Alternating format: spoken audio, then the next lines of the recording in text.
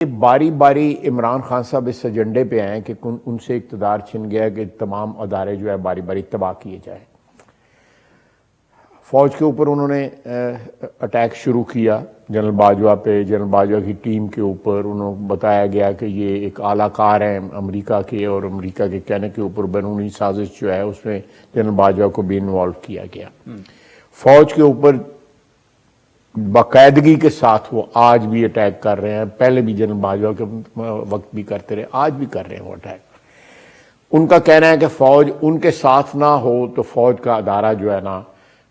وہ ان کے ڈیفینیشن میں جو ہے نا وہ ہر قسم کا غلط جو ہے اس کے اوپر لیبل لگایا جا سکتا ہے۔ فوج کا جو ہے نا وہ ان کے مطابق جو اولین فرض یہ ہے کہ ان کو اقتدار دلایا جائے، اور ان کے اقتدار کی جس طرح 4 سال حفاظت کی گئی ہے فوج کی طرف سے، اسٹیبلشمنٹ کی طرف سے، اس طرح کی جائے۔ عدلیہ پہ انہوں نے اٹیک کیا، عدلیہ پہ اس رات سے اٹیک کیا جس رات عدلیہ نے فیصلہ دیا کہ بھئی یہ ڈسولوشن جو ہے نیشنل اسمبلی کی یہ غلط ہے، انہوں نے اٹیک کر دیا، اور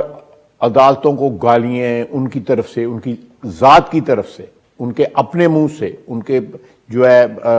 جو فالوورز ہیں وہ بھی سب کے سب جو ہیں ان کی جو ٹاپ لائن ہے ان کی لیڈرشپ کی ساری عدالتوں کے اوپر اٹیک کر دیا۔ حکومت پہ اٹیک کرنا وہ تو سیاسی لوگوں کو میں حق دیتا ہوں کہ حکومت پہ اٹیک سیاسی لوگوں کی آپس میں لڑائی جھگڑا چلتی رہتی ہے، اور یہ جو عدلیہ پہ اٹیک ہے یہ کنٹینیو کر رہا ہے۔ 3000 یا 2000 یا 2500 بندہ لے کے کسی پیشی پہ جانا، پھر پیشی کے اوپر پیش نہ ہونا، بعد گاڑیوں میں بیٹھ رہنا، ضمانت قبل گرفتاری کرانی، لوگوں کو کہنا تم گرفتاری کر دو۔ آج وہ ولید اقبال صاحب کی والدہ صاحبہ نے، بڑی محترم ہے ہمارے لیے جو ہے، انہوں نے کہا ہے کہ میرا بیٹا جیل میں چلا گیا، وہ اپنی مرضی سے گیا ہے، ولید اقبال صاحب گئے ہیں، لیکن لیڈر جو ہے وہ ضمانت قبل از گرفتاری کرا کے بیٹھا ہوا ہے وہاں پہ۔ میڈیکل انہوں نے آج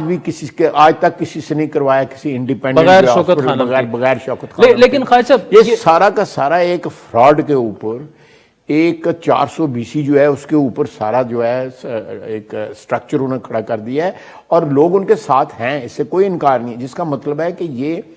یہ جو انفیکشن ہے، یہ ایک